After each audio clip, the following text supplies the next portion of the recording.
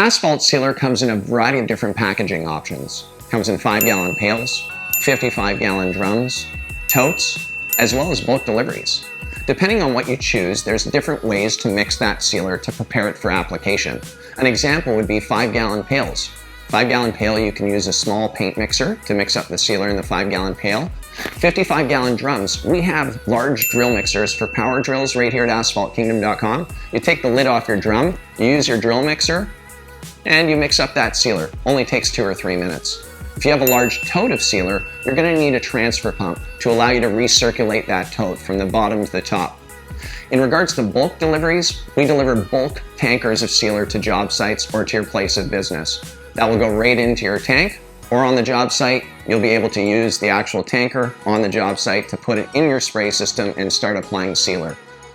Now, when you're spraying sealer, what you want to make sure that you're doing is you want to make sure to protect all the borders first. Do all your trim work, no different than painting a wall. Do all the cutting work first, and then do the main body. You'll be fast as a flash.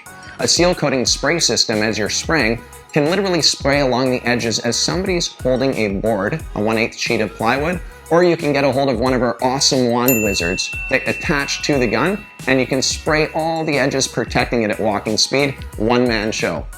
So when you're spraying sealer, just remember, make sure to overlap halfway on top of your original pattern, and then back the same way, basically doing 2 thin coats in one.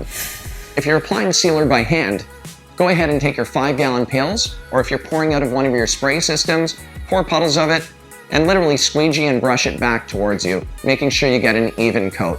Don't leave a lot of excess sealer, because that's susceptible to drying out in the sun and cracking on that surface.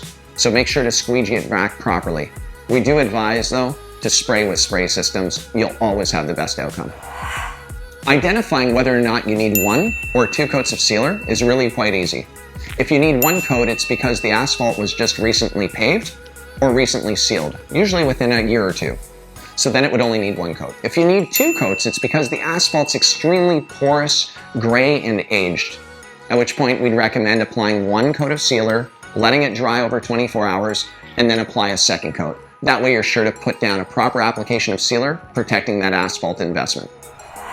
Seal coating takes a little bit of practice, but once you've got it down after a few hours, it's really easy to do.